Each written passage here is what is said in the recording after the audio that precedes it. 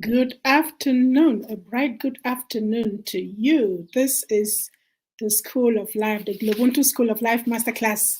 My name is Beatrice Achaleke. I am your host. And today's masterclass is going to be a very, very short one for reasons that I will explain. But I just thought I should check in on you. Last week, we had no masterclass because we had an event going on. So it wasn't possible for me to host a masterclass. I hope you and your loved one have been keeping well. The pandemic is still very much around. I don't know what time it is at your side of the world. I don't know what is in your corner, but the masterclass is on now. And I see my master teacher is on the line. 1 second, I will get back right to you. So 1 second, I'll get right back to you. Hello? Hello?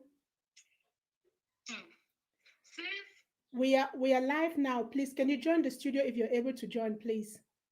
Because we're already live. Yeah. Please click the link and join me in the studio right away. Thank you so much.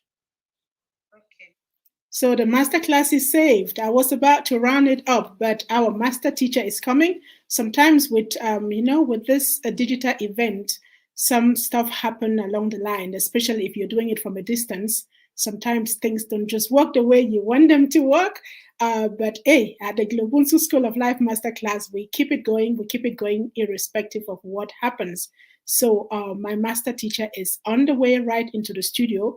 And while she gets here, I just want again to say hello and welcome. You're tuned into the GloBUNTU School of Life Masterclass.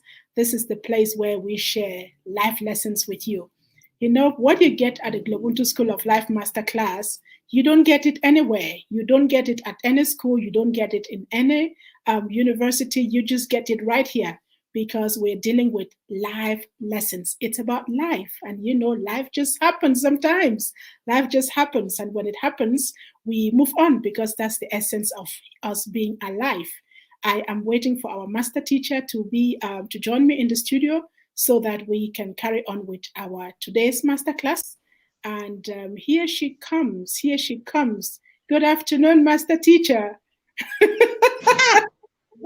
afternoon. Good afternoon, my dear. Welcome. Please, how are you? I'm very well. I'm glad that you're here. I was going to do my one-woman show masterclass right now. But I know that this technology...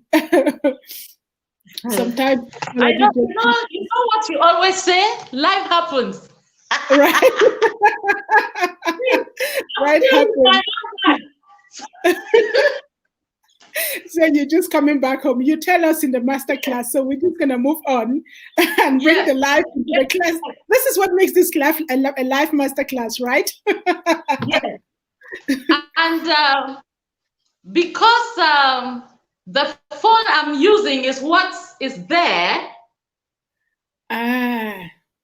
My outline is still on it. You will have to tell me the outline and then I go forward.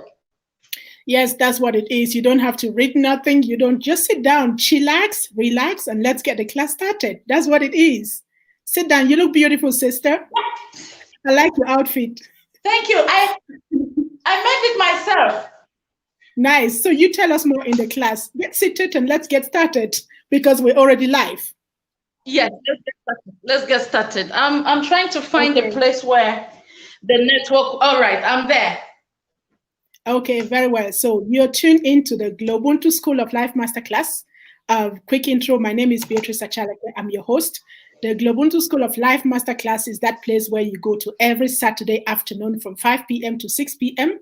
GMT +2 time to get juicy content, meet people who have journeyed through life, who have fallen down, stood up, picked themselves up, developed tools and tips and systems that they are willing to share with you so that you can pick up yourself wherever you are and run up with your life. This is the place where we shine the light in your dark corner so that you can arise and shine yourself. The School of Life Masterclass comes to you in 4 chapters. In chapter 1, we get to meet our master teacher. In chapter 2, we learn about the 5 key lessons that she has learned in life. In chapter 3, we get to know her next chapter. Where is she going to? Where is the journey leading her to? And in chapter 4, that's the last chapter, we wrap it all in a nutshell. So our today's master teacher is my sister, Beryl Nalova Esembe. She and I go a very long time. We relocated at the same time with our 2 suitcases from different European countries back to the continent. She decided to go to West Africa, and I decided to go to the bottom of Africa in South Africa. And since then, we keep connecting, we keep sharing, and we keep moving and enjoying this homecoming adventure. So let me go get her on screen. My sister, master teacher, welcome to the class. Thank you. Thank you very much, my dear sister. It's good to see you. It's very good to see you. I'm glad that you have given me this opportunity to share, to help others understand. Oh, what's wrong with this? So yes, so as you know, in this masterclass, we talk about life, right? And the essence of this class is to look for that God-defining moment in your life that has changed your life for the course of your life forever. But before we get there, I want to ask you, how have you been dealing with the pandemic, and what is that gem, that most important thing that you've discovered about yourself during this pandemic? Okay, when the pandemic came, there were too many uncertainties. Many people were afraid. But the first thing I told myself was I was not going to fear. I was not going to fear. So when I removed fear from my mind, I could do anything. I hear you. The first thing I wanted to do was to impact my immediate community. Because there was a language barrier, I had to find a young boy from a secondary school, and I went from house to house on my street and telling them that there was no need to fear. It was just a matter of keeping rules. Wear your mask, wash your hands, use sanitizers. And I also made them to understand that it was like a virus, like catarrh and like cough. So it is, in other words, you are preventing yourself from catarrh and cough that is just severe. And by doing this, I tried to bridge the gap between the TV, the radio, and the people. So I invented a kind of washing hand mechanism. I got the jugs that we buy oil, cooking oil from, and I attached the head of a tap on it, and then I made water freely available. So everybody in my street, I put them at strategic points of the streets around, and I put soap, because you know I make soap, liquid soap.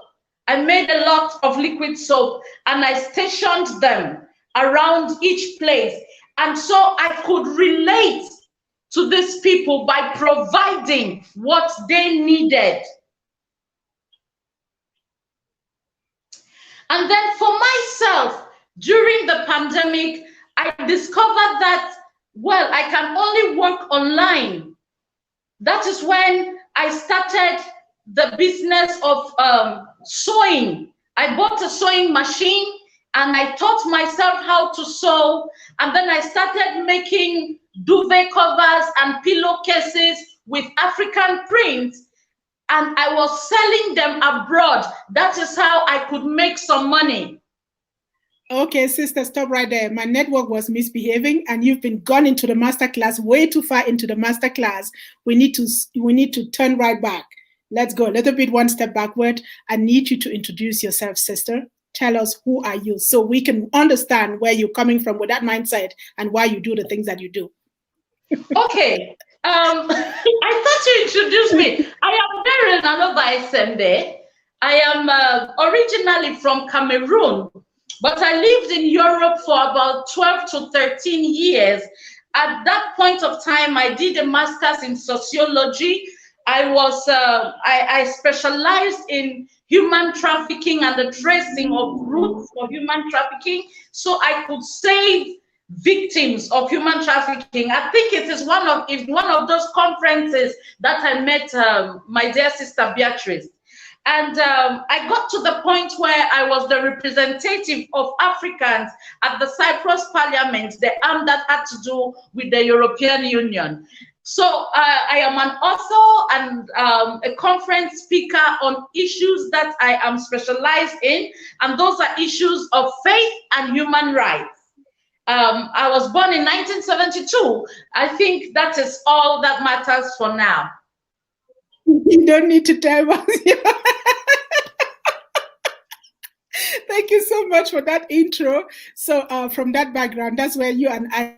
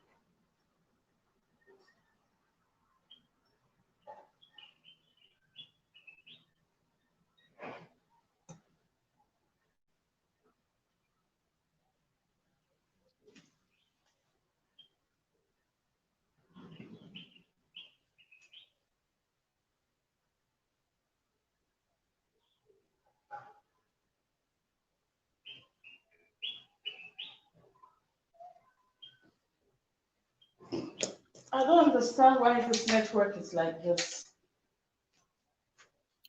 So the network is troubleshooting today. Sometimes it happens, it comes and goes. So if you see me disappear on the screen and you can still see yourself, just carry on with the class. Just carry on, okay? It happens. So if those of you who are joining us on Facebook, we say hello to you. Welcome to the class. If you're on YouTube, we see you. We salute you. As you know, the GloBUNTU School of Life Masterclass is an open class. You can participate in the class from wherever you are. Cheerlead our master teacher. Contribute. Tell us how you're feeling. Share your moments with us and just be an active part of the class. So we invite you to participate. This is a very special class. Irrespective of the bad network, we are continuing with the class, and our master teacher is my sister, Beryl Nalova, who just introduced herself. And right now, we're going to move to the final part of this first chapter of the master class, where, sister, I'm going to ask you to share with us that one God-defining moment in your very busy life, in your very intensive life, that one God-defining moment that changed the course of your life forever. What was that? Share with us, please. You know, it is sometimes hard to choose one defining moment, because in every step of life, there is something that will make you go somewhere else, at least for mine. But what really touched me was the uncertifiable, there was a quest to do more for humanity that I knew that staying in Europe would not give me. I knew it, that there is more I had to do for humanity that living in Europe would not have given me. My sister, you remember when I told you that I was going to come to Africa? You asked me, what were you going to do? And I told you, I don't know, but I know that I have to go to Africa. It was a point of saturation where you have what you needed, and you know that there is more you can do, but you cannot, you lack the ability to do it or the possibility to do it. That is what defined, that is what changed my mind from living in a position where you are respected, you have a car at your disposal, you have people who work with you and for you, and then you say, you know what, this is, I have it all, but I'm still not satisfied within me. There is something I need to do. I need to help others who need more than I can, that who need more than I do. And so that changed me. That changed me. Mm. I feel you very much, because I got to that point too. And I think you and I will literally, I moved I moved to South Africa on the 15th of, on the 26th of July. And I think either you moved a few weeks before me to Ghana, or. Yes. I moved to Ghana in December of the same year. After, yes. And I know you and I, we had this determination, in spite of the challenges of homecoming, you know, in spite of that package of challenges, we're going nowhere, we're staying here. So tell me, what made you want to stay? What made you, and hey, let's start with this question. We returned, but we did not go to our countries of birth. You went to Ghana, I went to South Africa. So why did you not go back to Cameroon? Why did you choose to go back to Ghana? You see, you know, I am a woman of faith, and I follow instructions, divine instructions. That's the first thing. But normally speaking, a prophet is not known in their own country. You see all the work I'm doing here. If I had to be doing this in Cameroon, nobody will recognize me. I'm not saying that in Ghana I'm very much recognized, but when there is too much familiarity between you and the people you want to help, then even the help is abused. And as human beings, you don't want to be abused, because if you get to a point where you are abused because you are helping, then you don't want to do anything else. So I think that is why, by faith, I obeyed to come to Ghana. I hear you, sister. Our sister, Dr. Ete Abe, I see you on Facebook. I see you, sister. You're one pillar of this masterclass. You're always there. We celebrate you. Thank you for joining the class.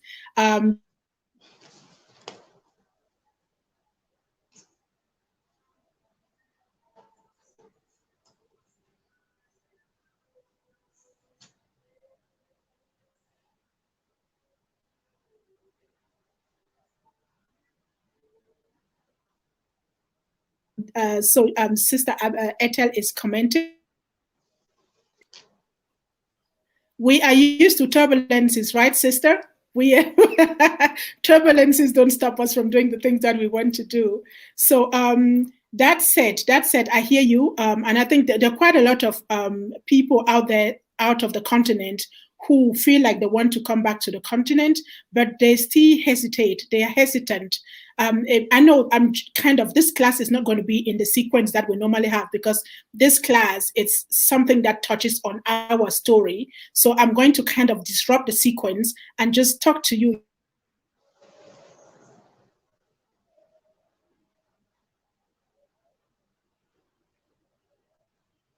You know, from a place of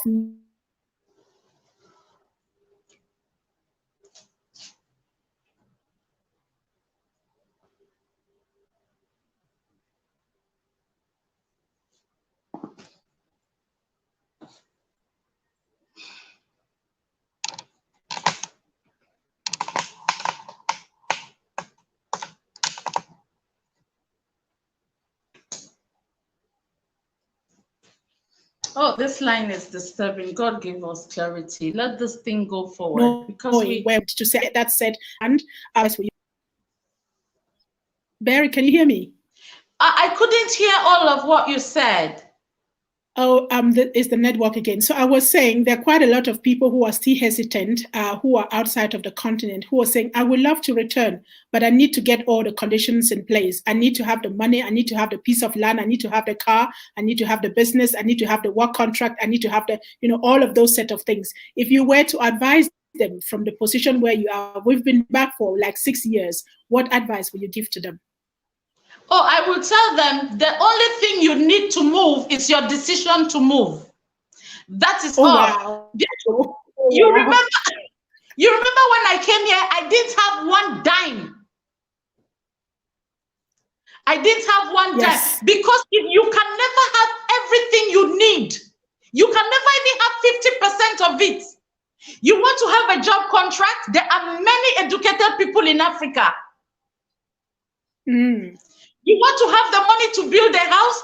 You cannot build a house in 1 year. And as you keep postponing, that is how the dynamics change. So the only thing you need is the decision. Once you come to Africa, it is not going to be all rosy.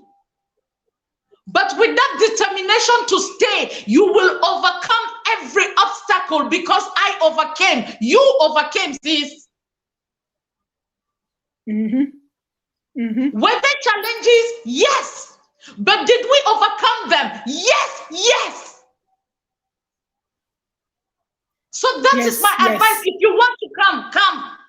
Do not try to get everything ready before. When you were going to Europe, you didn't get everything ready before going. So what makes you think to come back? You had everything. You want to have everything in place for you before you come.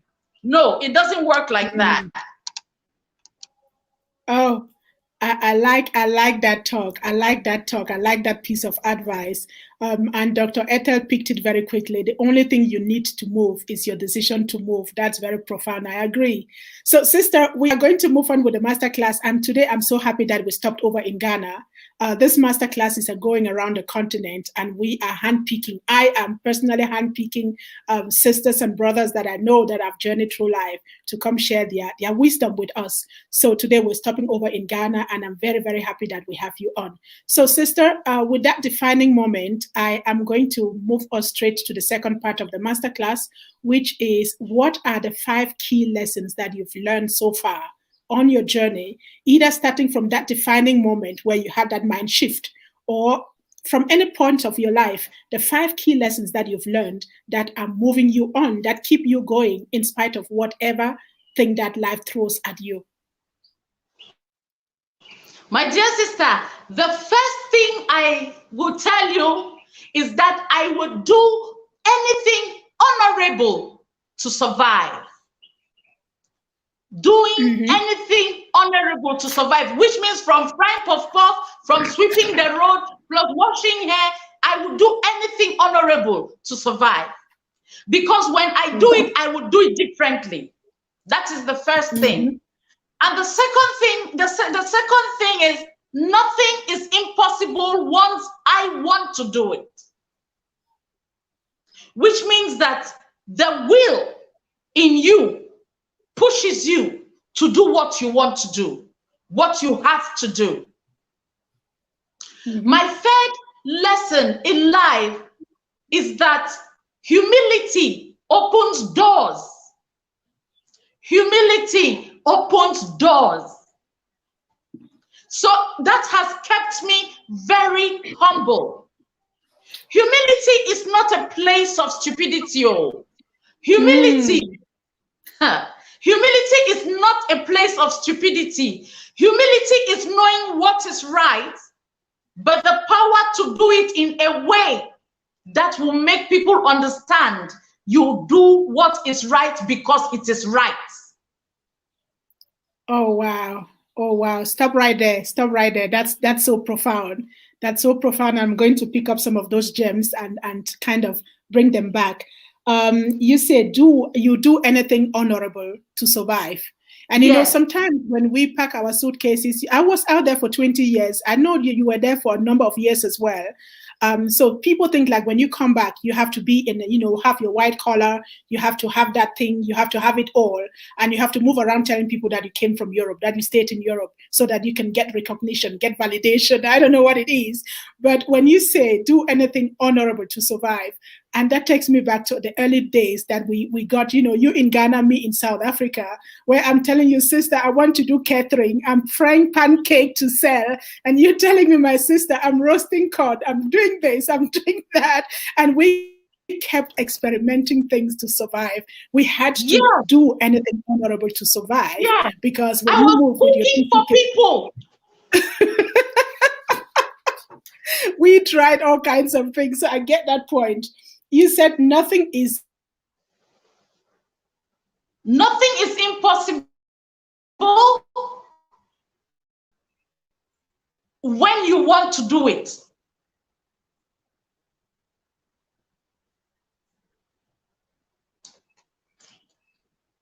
Nothing is impossible when you want to do it.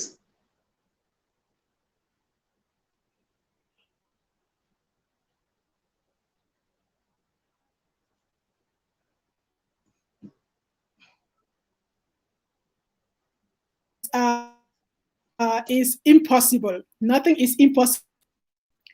So the network is back again. Listen, so when you say nothing is impossible, when you put your mind on it, and that reminds me of all the things that you have invented in Ghana. You keep sharing with me the things that you do, and I'm like, where does she get the energy from? Where does she get the inspiration from? Where does she on earth? And a place of scarcity is what ignites that creativity in you. Yes. Oh, the network is disturbing. But when you find a need and try to supply it, can this network just behave?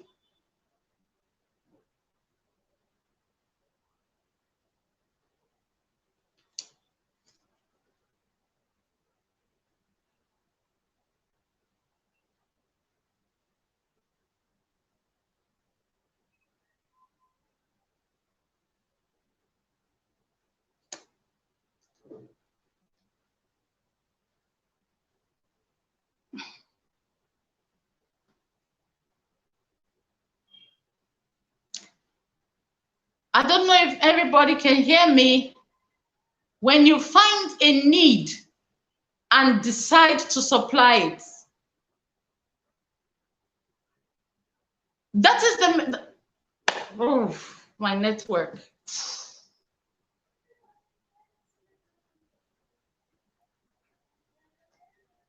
So we're back again. Those of you who are joining us online, please bear with us. The network is really very unstable, but we are doing everything to keep this class going. We unfortunately can't influence the network. We are dependent on that. So please bear with us with all the interruptions. We are still carrying on with our class, and we got some questions coming. But I wanted to touch on the point of humility open doors. And I keep going back. Beryl, I remember one time when I was really down and I had these women in my house who were really nasty. And I was like, I have to learn my lessons. And you were having yours. I remember at Christmas, we had nothing. You sent me $10. You sent me $10 to fit these two women in my house, and one of them had a child. This is where we were. Coming back from Europe, I will never forget. And I don't know where you got those $10 from, because I knew that you were in a space yourself and you had a daughter. You came back with a daughter. I think the difference between us was that I came alone, but I got people into my house. You came with a child. So humility opened doors, and opening doors they do. And sometimes those doors, they're not just big doors. They're doors that challenge you, that test you, test your humility. It tests your determination. It tests your will. It tastes everything in you. So you just have to know, I'm here to stay. I'm not going to turn around and go back. I'm going to walk through this and pick the lesson, right? Take it from there, sister. Let me take it from there. Not all doors are locked. Some of them are just closed. And what you need is a little energy to open them. Not all doors are locked. Some of them are just closed. And all you need is a little energy to open. And humility is that energy that opens doors. Let me tell you something.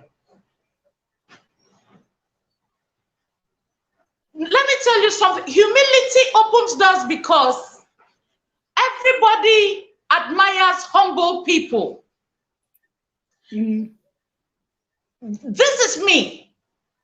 almighty sociologist and researcher from Europe in Africa with no job. With no job. And I need to survive. So what do? I went around and I asked in the banks, women who needed help with shopping and cooking. I can cook for you while you are at work. Just pick it up and take it home.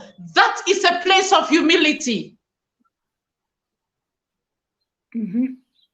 That is a place of humility. And because these people could see an educated woman taking the place of a woman that, according to the society, is not very educated, and yet, with all happiness, I was humble to provide for them, to satisfy a need that they had. They all became my friends. Humility opened those doors for me. So when I wanted to start farming, these were the very people that I introduced my product to. My sister Beatrice, I think I'm even going ahead more. I'm even rushing. I'm running ahead than you. Go ahead, run, sister. I'll carry your bags. Run. I'm right here to get your bags. So when I said, all right, cooking it takes a lot of energy. Now I want to check what I can do. In Ghana, potatoes are imported. You know, they call them Irish potatoes. They are imported in Ghana. So what can I do? I can start a farm of potatoes. That is how I learned how to graft potatoes. I have to multiply potatoes. And I had this big farm of potatoes that I started. And who were my first buyers? The very women in the banks whom I cooked for. Humility opens doors. And listen, not all doors are locked. Some are only closed. All you need is a little energy to open them. I hear that one, sister. I hear. Let's move on to lesson number 3. I think we'll go on and go on and on again. I'm loving this conversation. Let's go on to lesson number 4 and number 5 that you've learned. Yes. Yes. And I'll turn on the light. Go ahead, sister. The 4th lesson is that I think I should turn on my light too.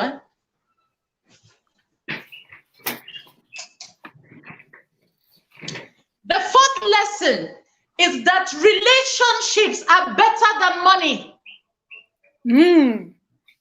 Relationships are better than money. Expand on that, sister. Wealth and money are not the same things. Wealth and riches are not the same things, my sister.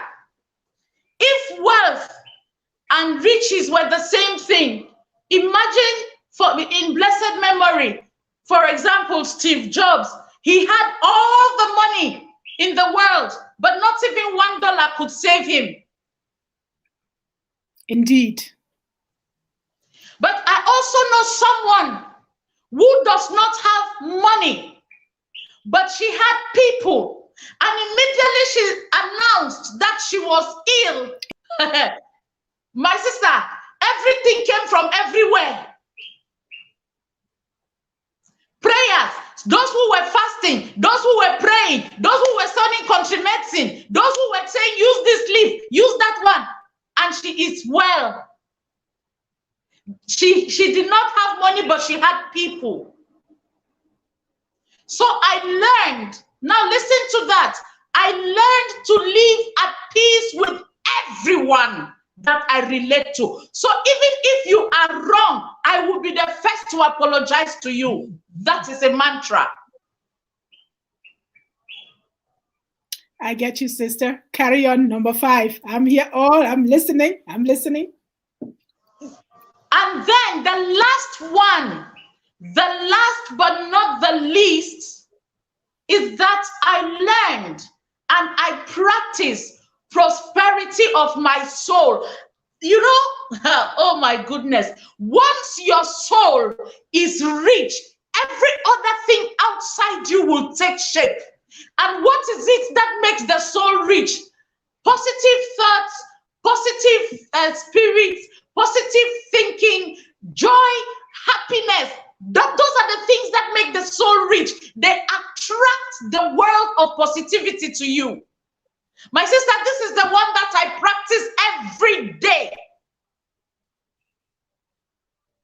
I consciously tell myself, negativity, no.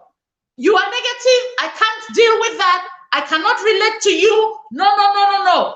Because once your soul can prosper, my sister, every business will work.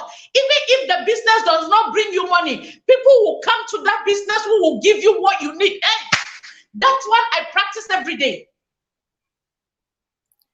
I can relate to all of that. Remember when we were going through stuff in the beginning, I started doing affirmations. Since then, I've written 4 books on affirmations. And those affirmations saved my life. They gave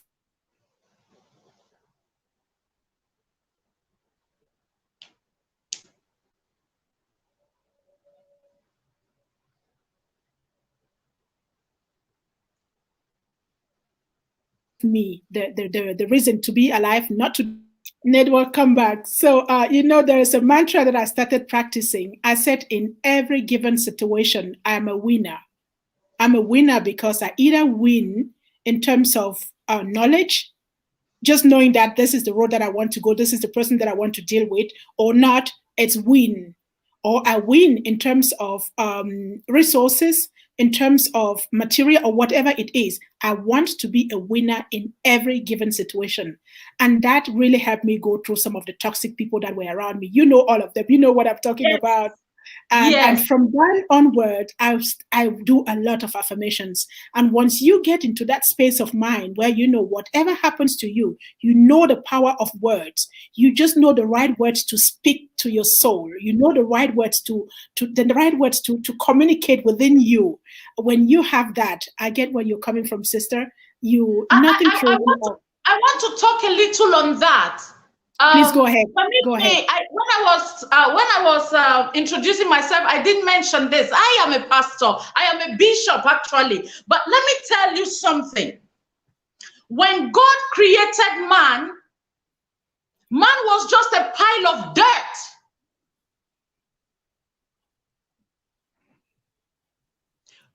Man was just a pile of dust, dirt put together. And then God now breathed into man, and the Bible says man became a living soul. So what actually God put to man was intellect, a mind, the power of the will, and emotions. So that is what is the soul.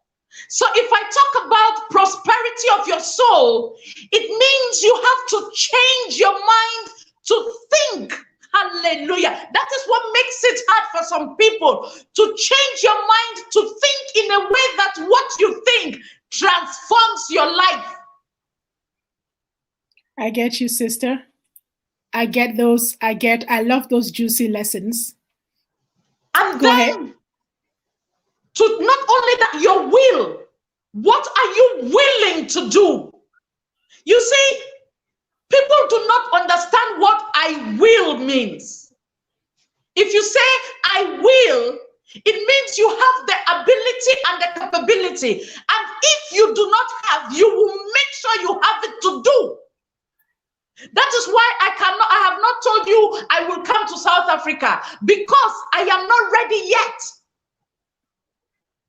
So the will that God gave, that willpower, is the ability to make things work because you want to make them work. So the prosperity of the soul has to do with you changing the way you think to make life become what you want it to be, to attract that which you have to attract, and to make your willpower be yours to control. So you don't live by what people dictate to you. Oh, you came from Europe, you should have a big car.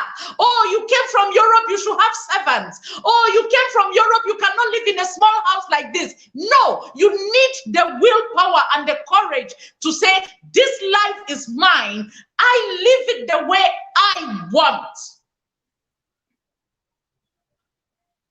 That is powerful. Because the society is very good in trying to shape your life for you. Especially in this part of the world where I am. I'm not living in Accra where there are many kinds of foreigners. I live in the traditional city of Kumasi. You cannot wear trousers and preach. Oh, women are not allowed to talk back to men. Mm-hmm. The society starts to carve the world they want to give you. But I also developed the willpower. And I said, no, you are not going to do that to me. I will live the way that I have to live. You're not going to make me become what I'm not. And so that is prosperity of the soul. And once I started like this, the people who came close to me, I spoke to them gently and made them to understand. Now many women are coming out in different ways with their marital problems. Even the men begin to understand that, oh, it's because we were not taught properly. Prosperity of the soul. It even makes you live a healthy life. So I know that for my mind to be okay, I need to exercise, I need to eat right, I need to drink enough water, I need to love and be loved. I need to appreciate and be appreciated. And if I admire, I don't admire quietly. I admire. If I admire, I must say it. Because what you admire and say it, it comes back to you. Hallelujah. Preach, sister. I hear you. Let's move on with the masterclass. That is how I live daily from the prosperity of my soul. You know what? The way you speak, I feel you. I know that everyone who is watching you online feels the energy with which you speak. Speaks for that, the power that is within you, how much you believe in that mantra, the living from the prosperity of your soul. And I commend you for that. And when I see the things that you've achieved in Kumasi, knowing where you started from, the things that you have achieved, they all tie down to all the 5 lessons that you have shared. I see them tied down around there. And I understand, not that I did not understand, but from this masterclass, I see it even much bigger and I see where you're going to. So that said, you're still tuned into the GloBUNTU School of Life Masterclass.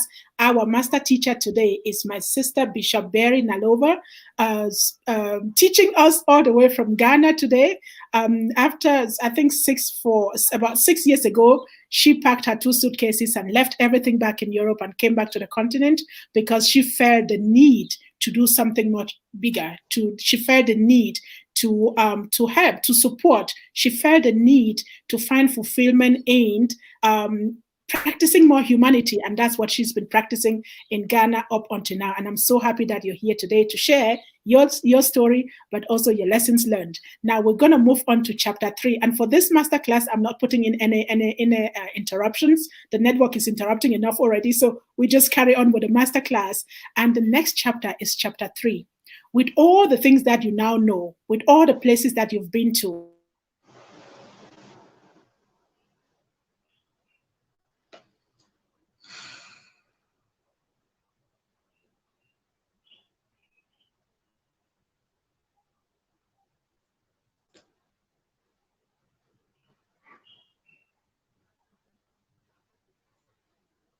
with all the lessons that you've learned, what is your...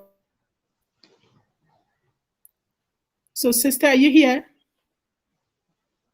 I couldn't hear you. So I was saying, now we're talking about what your next chapter is. With all that you know, with all the lessons that you've learned, and with all all that journey in your pocket, all of that, what is your next chapter? Given all that who you now are and where you came from, what is your next chapter? My next chapter is to leave a legacy for the coming generation. That's what I want to do. I want to leave something for the coming generation, and that is what I am working on. You see, my dear sister, Africa has a lot of things, yet we import even what we should not import. So I am trying to bring up people who are willing to learn how to create the things that we should not import into Africa, into Ghana, because we can make them grow right here. So I am looking into agriculture. Why should potatoes be imported from Holland to Ghana?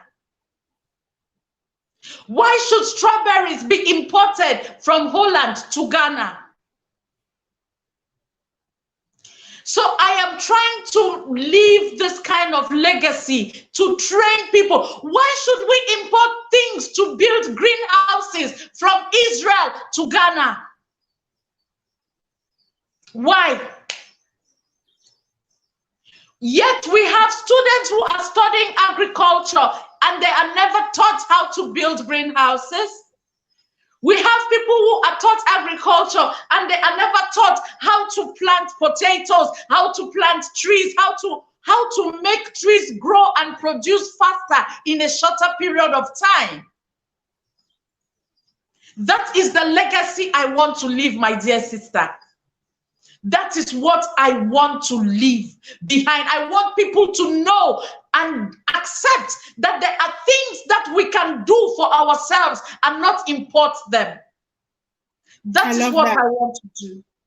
I love that. When I think about this, it makes me cry. I get you. Tell me, sister, I know you've told me a lot of things. How many things have you invented agriculture-wise? Just like approximately how many numbers? I know the things that you're experimenting in terms of your greenhouse. I know the things that you do, but things that you have created, give me just a number so people know what you're talking about. You've invented a couple of things that really impress me.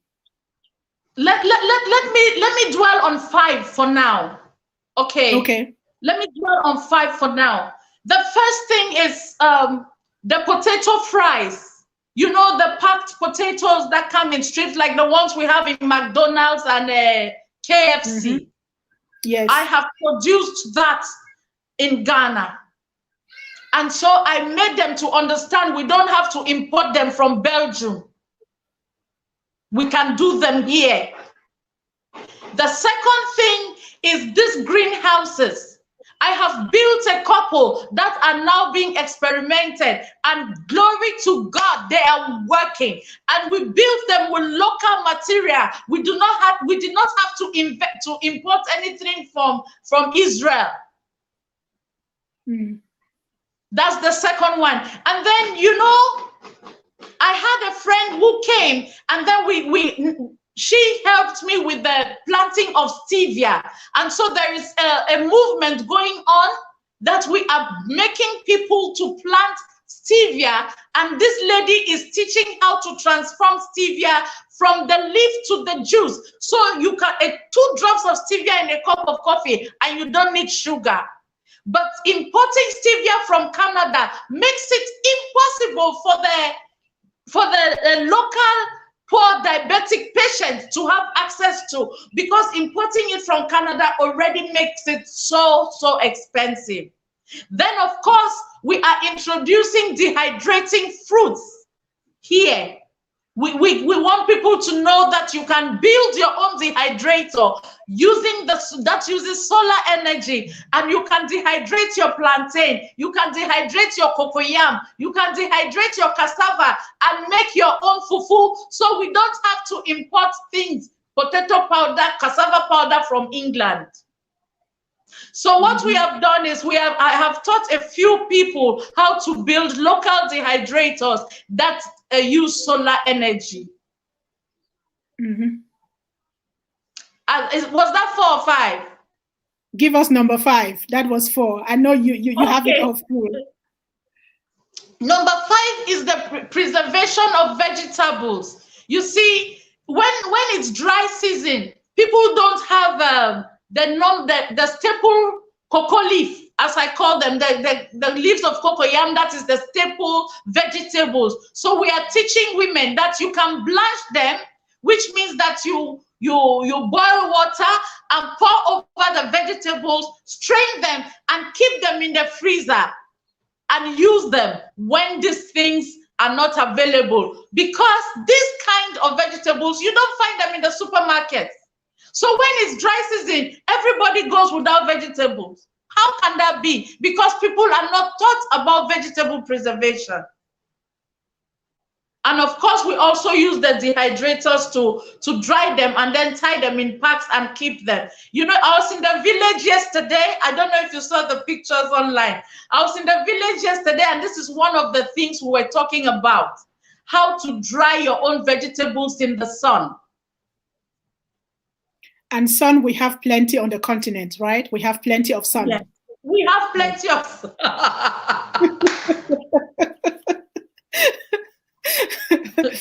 I love the things that you do, and the continent. We are a continent of 55 countries. We are the second largest continent in the world. That just goes to tell you the possibilities and the potential that we have when you come with that inventive mind, when you come with that creative mind, and you come with a mind of wanting to empower people to own their lives, and to keep away from dependency that takes so much money out of their pockets without the money that they don't even have. And so I really, really love what you're doing in Ghana. And I'm so happy that you found the time to be here today to share. I know that I'm always inspired when I speak to you. And I hope that someone who is listening to this, that your story will inspire them to that your story will inspire them to find that God-defining moments in their life, and that they will be able to tap to that creativity in their soul, that they will be able to shift that decision to decide to do something. So I'm loving the conversation. Now, sister, we can talk for the rest of the day, but we will have to end the masterclass. But before we get to the ending, there is still something. If people are looking for you, anyone who listened to you, all the things that you're doing in Ghana, who is not in Ghana, or somewhere in a different part of Ghana, a different part of Kumasi, who says, I want to get in contact, I need to talk to this bishop, I need to talk to her, where can they find you? What are your social media handles where people can find you? On Facebook, I'm Bishop Beryl Nalova. And unfortunately, the YouTube account is not well developed yet. But hey, Facebook, you get me there all the time. Bishop Beryl Nalova. That's easy. You can find me also on WhatsApp. I'll tell my sister to put the number at the chat. We're not putting your number on the chat. They should inbox you on Facebook. And if you're on Instagram, they should inbox you. We don't want to take that risk of blending your number. I'm on Instagram. I'm on Instagram too, yes, as Bishop Beryl Nalova. Okay, so if you're out there and you're at Mace, you want to get some inspiration, you're in any part of the continent, in the diaspora, you're thinking like, what Bishop Beryl Nalova is doing is something that I would like to do, but I need mentorship, I need partnership, I need advice, I need to get to know her. Please go on Facebook and check out Bishop Beryl Nalova. And if you don't find her, inbox me, and I will connect you to her. So that's how we do it at the GloBUNTU School of Life Masterclass. And now we're gradually moving to the last chapter of this amazing masterclass. And sister, this is just the part that will wrap it all up. And in wrapping it up, I just ask you a few questions and you complete them for me in a nutshell. You know, it's just like just wrapping it up. And so here we go with the first, with your first question. I'm trying to juggle here. The three words that define me are love, sacrifice, gratitude. Love that. In the face of unexpected challenges, I take a step back and re-strategize. What most people do not know about me is that I cry. Yeah, sometimes you're so strong that people tell you, oh, you can manage it. Oh, you can't cry because you have it all. You can do it all, right? I know that. And I do that as well. And crying is therapeutic. Crying is therapeutic when you really take the time, you stand in, I do it in front of the mirror so I can really see my face twist. And, when that comes out, you feel relief thereafter. So the riskiest thing that I ever did was? The riskiest thing that I ever did was to sell my husband's car and buy a ticket and come back to Ghana. We'll talk about that in another class. I am a bishop. That was a risk, eh? That was the riskiest thing I ever did, but I'm happy I did it. Okay, I am a bishop because? Because, in a nutshell, I am a bishop because it is a calling on my life. Okay. Yes. What motivated me to return back to Africa after many years in Europe was to help people around me to know that the grass is not always greener at the other side.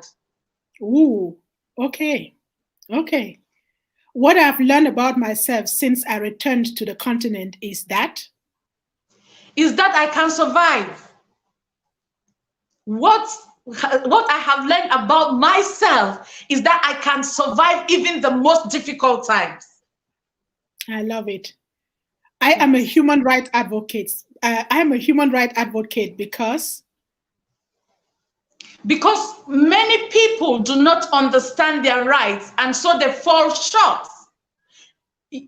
You see, human rights is limited. People make you think that it's only the right of what you can do around you, but it's also the right of what you can do in you. So that is why I concentrate the right inside you so that you can act right outside. Ooh, powerful, powerful. The one thing that I always have in my refrigerator is water. Ghana to me is a land of lessons, a land of survival lessons. I like that. What I think the world can learn from Africa is Africa is sufficient. Africa is sufficient. What makes us African women stand out is our strength, our strength, our wisdom. In 2030, I see Africa becoming?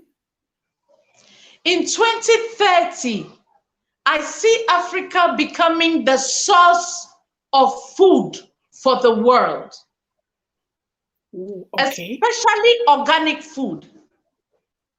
Loving that. Yes. I'm loving that. If today was my last day, I would. Pardon? If today was my last day on earth, I would.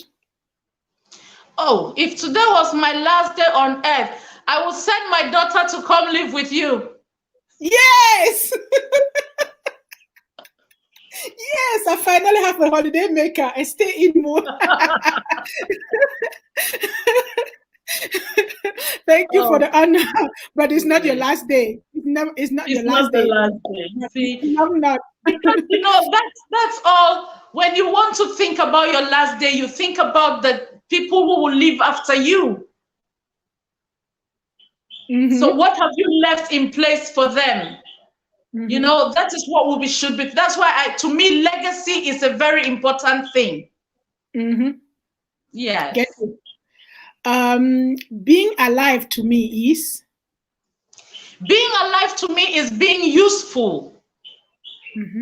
If I'm not useful, let me not be alive. You know, every Sunday I cook and feed the street kids. because I find it, I find it useful. It's something nice, useful to do. Give them nice food. If there is no use for me to be alive, then I shouldn't be. So being alive is being useful. Get you. If I was the president of the United States of Africa, I would. If I was the president of the United States of Africa, I would first make a universal passport for all Africans. Got you. You get your reasons for that. The one family tradition that I will uphold to the end of my days is? The one family tradition. One family tradition, yes, that you uphold to the end of your days. Is eating together. Eating together, yes. I want to be remembered as an African woman who? I want to be remembered as an African woman who started and promoted the production of strawberries in Africa, in Ghana. Yes. And you're doing that already, and we celebrate you for that. Keep on doing the good work that you do. Keep on inventing, keep on striving, keep on soaring, keep on forging, keep on challenging, keep on growing. And I can't say enough. Keep on doing you and inspiring others. You are an incredible teacher. And if there's something else that you'd like to add before we close the masterclass, what will your last word be? I would love everyone to know that they have the willpower in them to choose what is right and to prosper. But they have to first prosper their soul. That is all. Once you learn the prosperity of the soul, everything else falls in place. Lovely. So there is a comment. Our sister Regine from Germany, she's our Cameroonian sister as well. She's in Germany. She's one of my greatest sisters. She says, you're a very interesting sister, and I know. So thank you so much for being part of this class. All of you who were on Facebook, our sister, Dr. Ethel Abe, we see you. Regine, sister, we see you. And those of you who have just been listening quietly, we see you as well. We acknowledge you. We thank you for being here. We hope that the masterclass was inspiring for you. As you know, this is the GloBUNTU School of Life Masterclass. It comes to you every Saturday from 5 p.m. to 6 p.m. Is the space where you come to gain wisdom, the space where you come to learn for people who are journeying through life. Sometimes you don't get this wisdom somewhere. And the reason why we put this class together is because I personally believe that life is a story, and some stories are life transforming, just like the one we listened to, just like the stories of all our master teachers. Today was the 14th episode of this masterclass.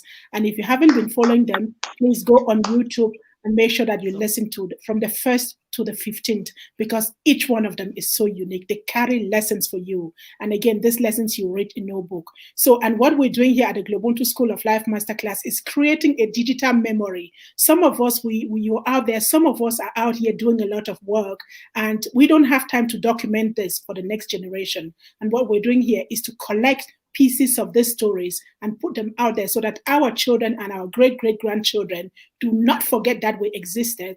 And above all, they should not go inventing our stories of the story of our existence, and they should know that we have been here and that they can stand on our shoulders. This is the essence of the GloBUNTU School of Life Masterclass. If you are a master teacher out there, if you have journeyed through life and you think you got lessons to share, please come to join the class. The class is open. If you know anyone around you who has a story that can inspire someone, please recommend them to the GloBUNTU School of Life Masterclass. Our mission is to collect and document and share as many inspiring stories from Africa as possible.